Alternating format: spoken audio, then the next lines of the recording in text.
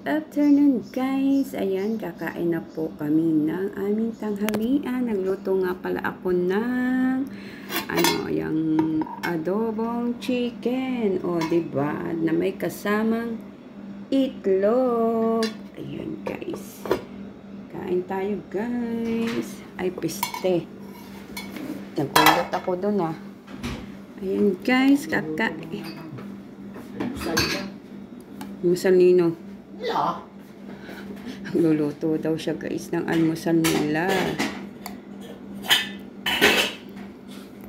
At aking iniluto uli ang manok. Ito po ay luto na kagabi pero ginawa ko po siyang lechong manok.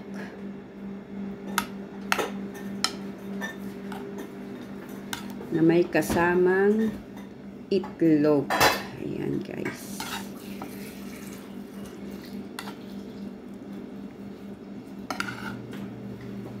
Kasamang itlog po siya guys. Ayan, kain tayo.